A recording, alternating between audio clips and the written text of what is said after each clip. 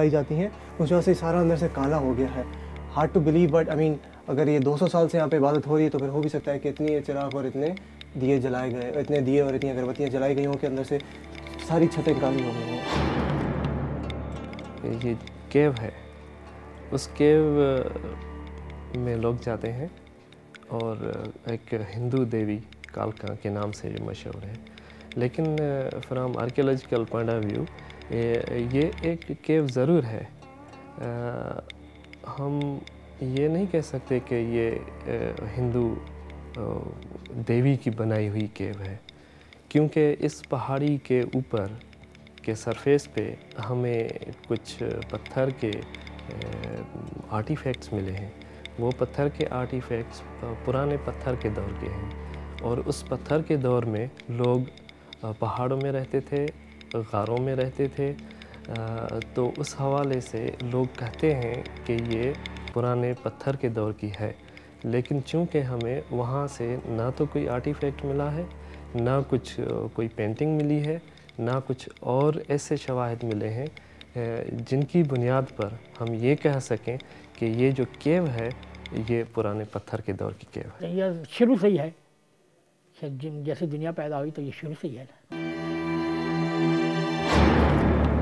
तो यह वो टॉर्च हैंडी जिसकी मदद से हम आपको ये गार दिखाएंगे। एक बड़े सोने गार के अंदर छोटे छोटे और गार्स हैं। एक गार वो है जहाँ से नानी मंदिर से वो परवाज़ करके हंगोल से यहाँ आती हैं कलका देवी, और ये वो मंदिर, ये वो गार है छोटा जिससे कहा जाता है कि वो रूहानी परवाज़ के ज़रिए कलकत्ता जाती हैं। कलकत्ता जाने के बाद अब ये मालूम नहीं किया गया कि दोबारा यहीं से वापस आके दोबारा हंगोल जाती है, बट जब उनकी परवाज़ हो रही होती है तो उनकी एंट्री वहाँ से है और उनकी एग्ज़िट यहाँ से है। This is the final exit point of this नानी मंदिर स्टोन एज केव देखने जो हम आए थे। यहाँ पे देखिए, यहाँ पे सारे स्टोन्स जो हैं वो सफ़ेद हैं, अंदर के सारे स्टोन्स काले हैं, जिससे ये बात कंफर्म हो जाती है कि यहाँ पे इबादत कर करके और कुछ 100 साल के दिए जला जला के ही इन पत्थरों को अंदर से काला किया गया, वरना these are supposed to be white like these। यहाँ पे कुछ बैट्स लटके हुए हैं उल्टे, जिन पे जब आप रोशनी मारते हैं तो दे मूव एंड वो देखिए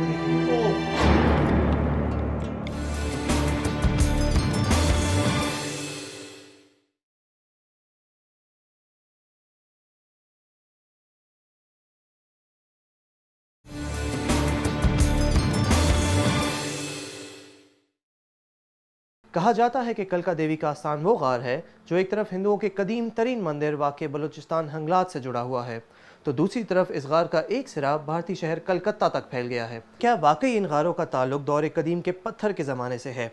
क्या वाकई ये स्टोन एज केव्स हैं?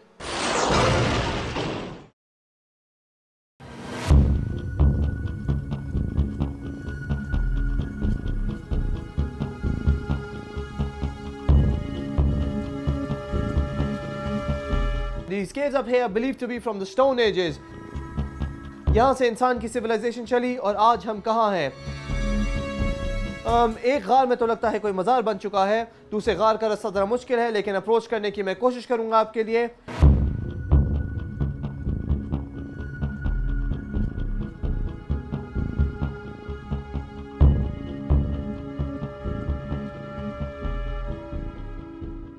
बहुत ही छोटा सा केव है, अंदर जाने का रास्ता नहीं है, because it would be only what 7 to 8 feet in depth। यहाँ पर सिर्फ बैठा या लेटा जा सकता है।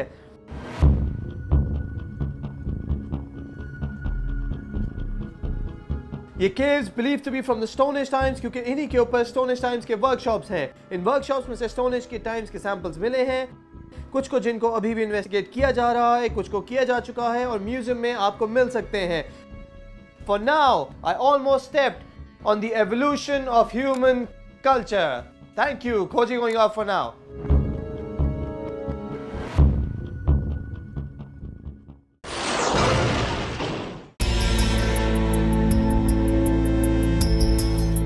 इंसान को आसूदगी और पनाह सिर्फ गारों से ही नहीं मिली, बल्कि सूफियों की सरजमीन सिंध के चप्पे चप्पे पर फैले अल्लाह वालों के मज़ार इस हकीकत का पता देते हैं कि इस दर से फैज़ और सुकून के चश्मे जारी हैं।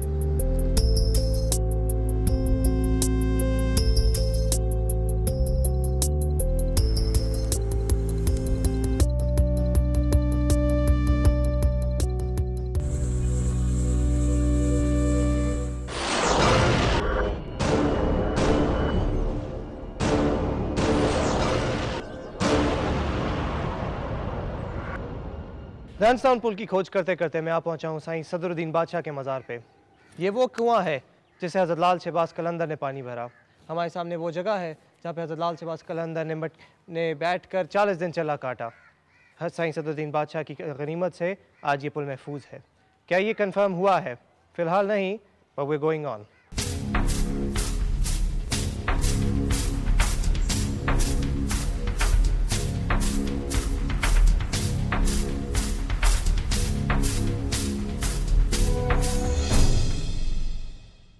साईं सदरुद्दीन शाह की दरगाह पर लोग जोक दर जोक अपनी मनते और मुरादें लिए हाजिर होते हैं।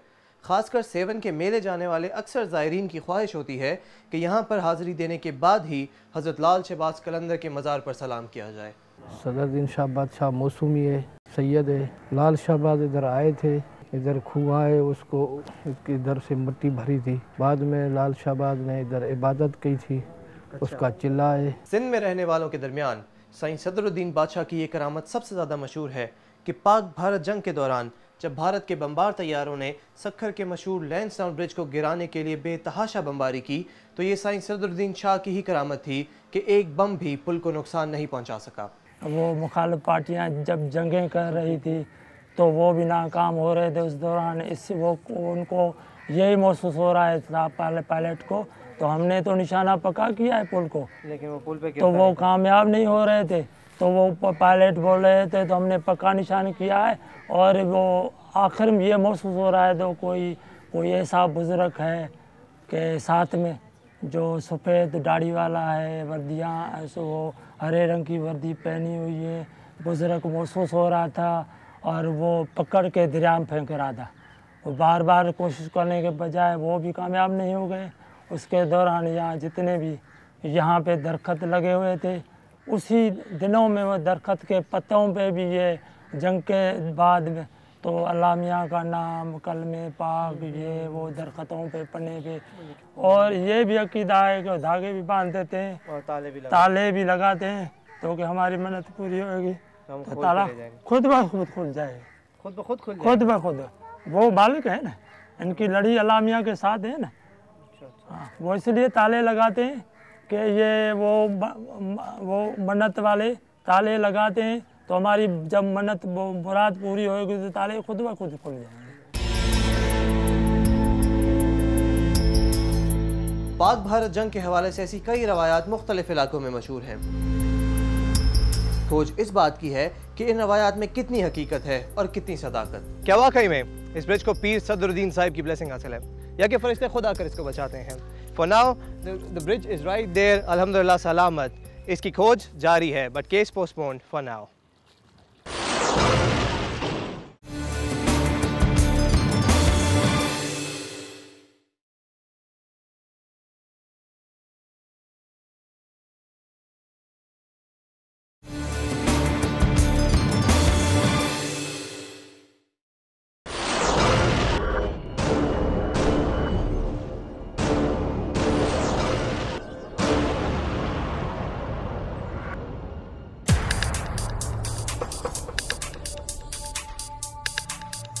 सिंध में वाक़े हज़ारों मिथ में से सबसे ज़्यादा इंट्रीगिंग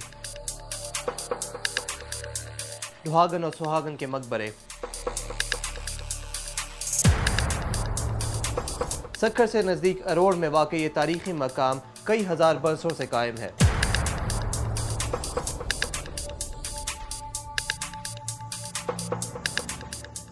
खोज की तलाश हमें खींच लाई है उस मुकाम पे अरोड़ के करीब जिसका नाम है दुहागन सुहागन। इन दो टूम्स की वजह से ये एरिया इतना मशहूर है। ये दोनों शहजादियाँ बादशाह दलू राय की बेटियाँ थी। इनके पीछे क्या कहानी है, कितनी पुरानी है, क्या सदाकत है, लेट्स फाइंड आउट।